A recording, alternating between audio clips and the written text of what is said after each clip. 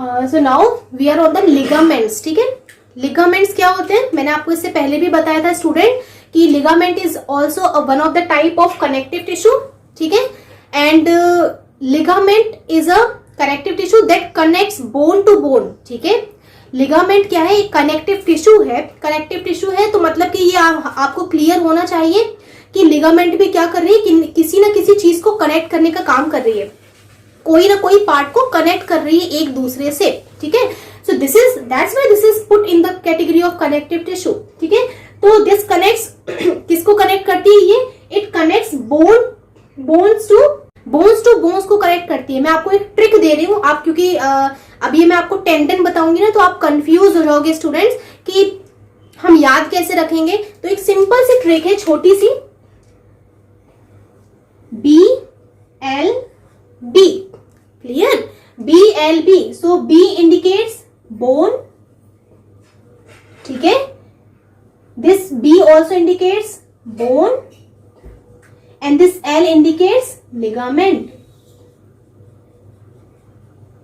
ठीक है, आप ये चीज याद रखना अगर कभी, क्योंकि ये हमेशा आपको डिफरेंस में पूछा जाएगा.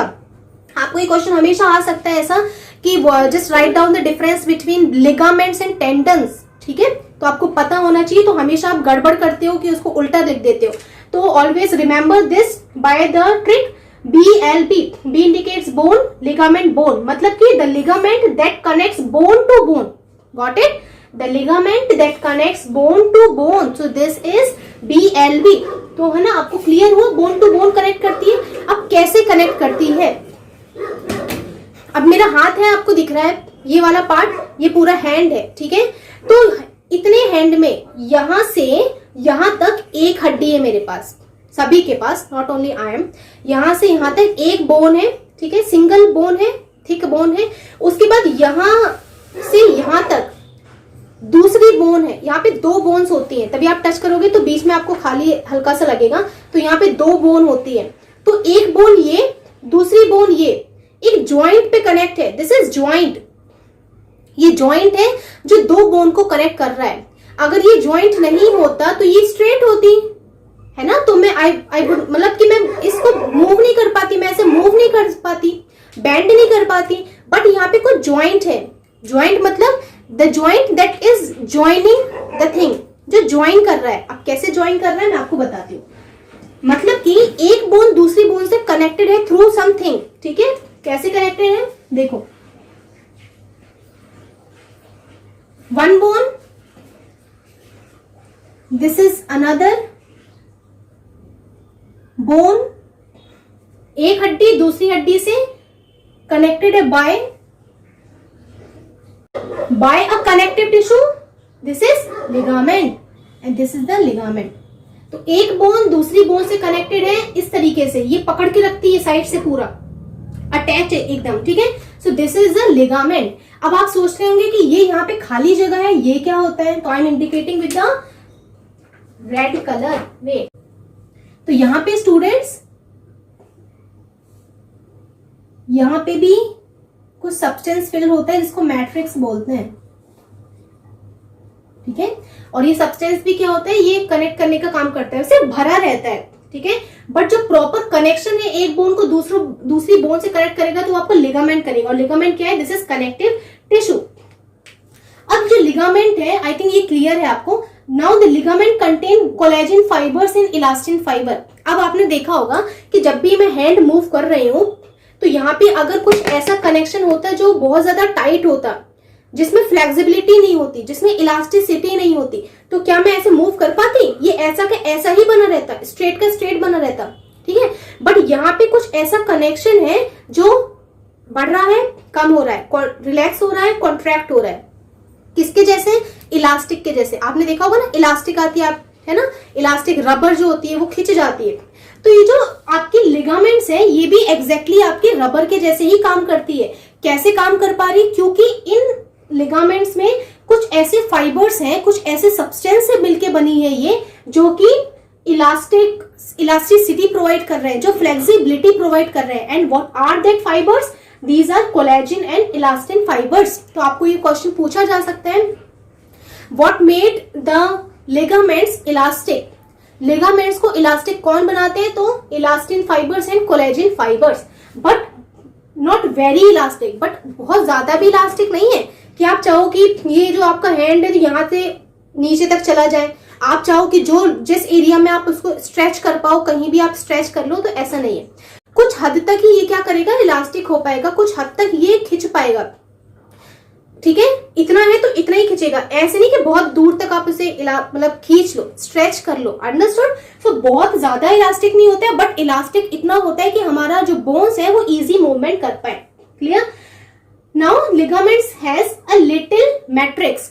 मैट्रिक्स मतलब कि जिन लिगामेंट जिन फाइबर से मिलके बना है, जिन सेल्स से मिलके बना है, उनमें भी मैट्रिक्स होता है, उनमें भी कुछ ऐसा सब्सटेंस होता है जो इन सभी फाइबर्स को बाइंड करके रखता है, बांध कर रखता है, and that fibre is little, that is present in a little amount, उसकी क्वांटिटी कम होती है, ठीक है। जैसे हमने ब्लड में देखा था ना, तो ब्लड में जो मैट्रिक्स था बहुत ज्यादा मैट्रिक्स था, जो प्लाज्मा था ना ब्लड में वो बहुत सारा था, बट इसमें जो क्वांटिटी है दैट इज लिटिल, बहुत कम है। Now the next type of connective tissue is tendons.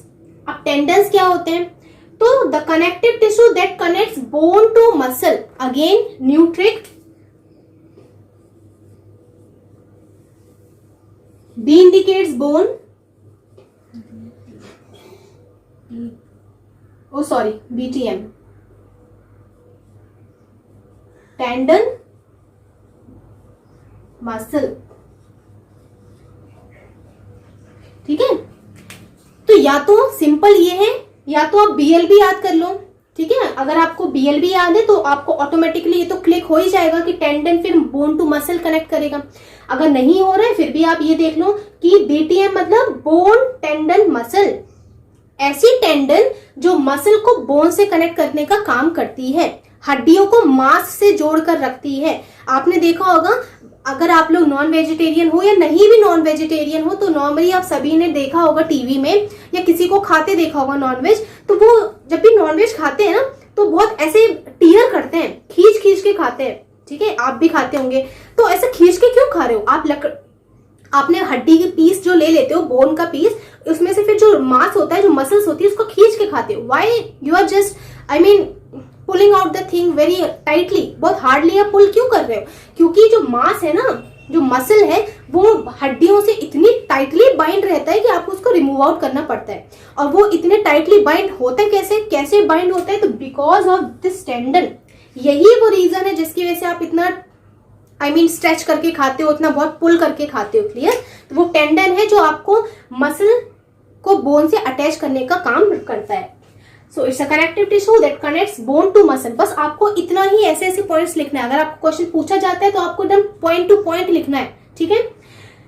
Tendons limited flexibility but have good strength. Tendons जो है, इनकी जो फ्लेक्सिबिलिटी होती है वो फ्लेक्सिबिलिटी कम होती है अगर हम कंपेयर करें विद द लिगामेंट्स, ठीक है। बट इनकी जो स्ट्रेंथ है ना, कि जो ताकत है कि आप उसे खींचोगे ना, जितना वो खींच रहा है वो टूटेगा नहीं। जो स्ट्रेंथ है, पावर उसकी, इलास्टिसिटी की, वो स्ट्रेंथ उसकी बहुत ज्यादा अच्छी होती है, इजीली ब्रेकेबल नहीं है। क्लियर? अब ये कहाँ होती है, कैसे होती है, मतलब मैं आपको बताती हूँ।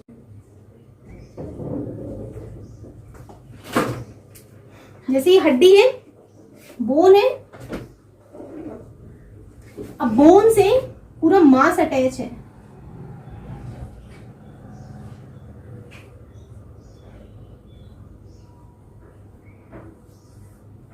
रेड कलर से इंडिकेट कर रहे हैं क्योंकि इसमें ब्लड रहता है। ब्लड भरा हुआ नहीं रहता है क्योंकि आपको पता होगा मांस में फाइन ऐसी नेटवर्क आपको दिखेंगी, पूरी ट्यूब्स दिखेंगी जिसमें ब्लड फ्लो करता रहता है, ठीक है। तो ये बोन है आपकी, और बोन जो आपकी मसल से कनेक्ट है, मसल, ये मसल है रेड कलर, ये बोन है। अब now I am indicating the tendon with blue color।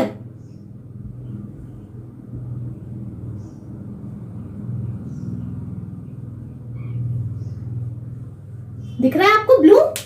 Bone, this blue, tendon and then muscle. हड्डियों को मसल से कनेक्ट कर रही है आपकी टेंडन, तो ये इन बिटवीन प्रेजेंट होती है bone to muscle. The next type of the connective tissue is areolar connective tissue. What is areolar connective tissue? So this is what kind of tissue? So this is loose connective tissue. ये बहुत loose होती है. Loose मतलब hard नहीं है ना tight है, बहुत आराम से लूजली अटैच है, ठीक है, फ्री है. Cells are widely spaced in extra cellular matrix. Loose क्यों है?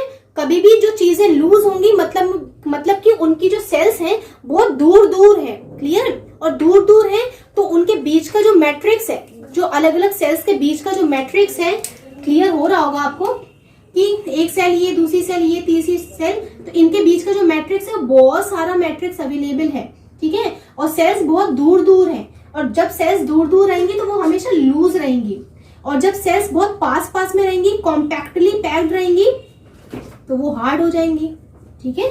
तो ये हार्ड रहेंगी जितनी ज्यादा पास में सेल्स रहेंगी, जितना ज्यादा दूर सेल्स रहेंगी उतनी लूजली रहेंगी, ठीक है. सो दिस इज एरियोलर टिश्यू. अब एरियोलर टिश्यू जो है ये कहाँ पे होती है? तो ये जो मांस है अंदर, देखो हमारी जो स्किन है, स्किन एक लेयर हो गई. स्किन के अंदर अगर हम ये स्किन को उखाड़, अगर मैं रिमूव करूं तो आप देखोगे अंदर मांस ही मांस आपको दिखेगा, पूरा मसल मसल दिखेगा. तो मसल और आपकी जो ये स्किन है ये अटैच है. How? Bye the areolar tissue. आपकी अंदर जो आप देखोगे आपको ट्यूब्स दिख रही होंगी मेरे हैंड में, ये ट्यूब्स दिख रही हैं. तो ये जो ट्यूब्स है ना, जिसे हम ब्लड वेसल्स बोलते हैं, तो ये ब्लड वेसल्स जो है इनके चारों ओर, या फिर ब्लड वेसल्स को मांस से कनेक्ट करके रखेगी. मसल से कनेक्ट करने का काम क्या है? एरियोलर टिश्यू का काम है, ठीक है. उसके बाद आपके जो अंदर के ऑर्गन्स हैं, आपका सपोज करो आपका किडनी है, आपका स्टमक है, small intestine, large intestine, your heart, ठीक है. तो जितने भी इंटरनल ऑर्गन्स है ये सभी आपके अंदर जो मांस है ना, आपके देखो जितने भी ऑर्गन्स है ये सब अंदर की जो लाइनिंग है उससे अटैच है. कैसे अटैच है? By the areolar tissue. तो this is also very simple. ये कहाँ प्रेजेंट होती है? ये अटैचमेंट का काम करती है. इट बाइंड्स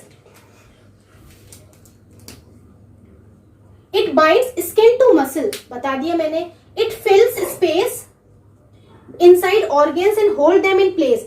जो अंदर का स्पेस होता है ना आपकी इंटरनल ऑर्गन्स का, उसमें ये रहती है. और अंदर का जो स्पेस होता है, खाली जगह खाली नहीं होती, उसमें आपकी एरियोलर टिश्यूज अवेलेबल होती है. Now it is present around blood vessels. अभी मैंने आपको बताया ये ब्लड वेसल्स के चारों ओर रहेगी, आपके नर्व्स के चारों ओर रहेगी. नर्व्स मतलब कि आपका जो नर्वस सिस्टम है ना, आपके बॉडी में और भी लंबी लंबी थ्रेड लाइक स्ट्रक्चर्स हैं, जिनका स्ट्रक्चर इस तरीके का होता है.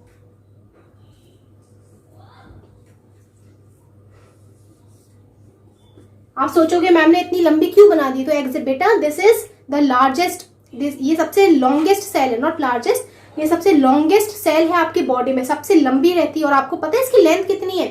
Its length is 90 centimetre. Yes, ठीक है. तो ये सेल ये जो नर्व सेल है ना, ये नर्व सेल जो आपको मैसेज प्रोवाइड करती है, तुरंत इंस्टिंक्ट जो आपको थिंकिंग प्रोवाइड करती है, सडन रिस्पॉन्सेज, तो ये नर्व सेल का काम है. तो इसके चारों ओर भी क्या प्रेजेंट होता है? एरियोलर प्रेजेंट होता है. So next is the adipose tissue. अब एडिपोज टिश्यू क्या होती है? आपको पता होगा आपकी बॉडी में बहुत सारा फैट स्टोर रहता है. फैट स्टोर मतलब कि ये जो है ना, देखो डिपेंड करता है अपॉन पर्सन टू पर्सन. अगर कोई पर्सन बहुत दुबला पतला है तो उसकी बॉडी में ये एडिपोज टिश्यूज कम रहेंगी, ठीक है. If a person is fatty, ठीक है, तो उसकी बॉडी में जो एडिपोज टिश्यूज रहेंगी वो ज्यादा रहेंगी, ठीक है. तो एडिपोज टिश्यूज होती कहाँ है? जब हम खाना खाते हैं तो हमारा जो फूड है, एक्स्ट्रा जो फूड है, ठीक है, वो फूड स्टोर हो जाता है आपका. मतलब आपने बहुत ज्यादा फूड खाया और उस फूड में अगर आपका बहुत ज्यादा ऑयल है, आपका बहुत ज्यादा फैट है, मतलब कि आप बहुत ज्यादा घी खा रहे हो, बहुत ज्यादा बटर वगैरह खा रहे हो, या फिर ऑयली फूड्स खा रहे हो, ठीक है, तो ये जो ऑयल्स होते हैं, जो फैट होते हैं, ये स्टोर हो जाते हैं, ठीक है, प्रिजर्व हो जाते हैं आपकी सेल्स के अंदर, ठीक है. और वो काम क्या करते हैं? एज अ स्टोरेज का काम करते हैं कि जब आप खाना वगैरह नहीं खाते हो, जब आप फास्टिंग पे रहते हो या आपकी बॉडी में इनफ फूड नहीं जा रहा होता है, तब आपकी एडिपोज सेल्स क्या करती हैं? वहां से एनर्जी प्रोवाइड करती हैं, ठीक है. मतलब जो आपका फैट है फिर क्या होता है? वो यूज्ड अप किया जाने लगता है बाय द बॉडी. कैसे? कन्वर्ट होने लगता है ये ग्लूकोज में. फिर वहां से हमारी बॉडी क्या करती है? एनर्जी डिराइव करती है, ठीक है. तो ये आपका एक सोर्स है स्टोरेज का भी, ठीक है. तो तो it acts as a fat tissue. ये कैसी है टिश्यू? Fat tissue. क्यों है फैट टिश्यू? क्योंकि अगर हम इसका स्ट्रक्चर देखें,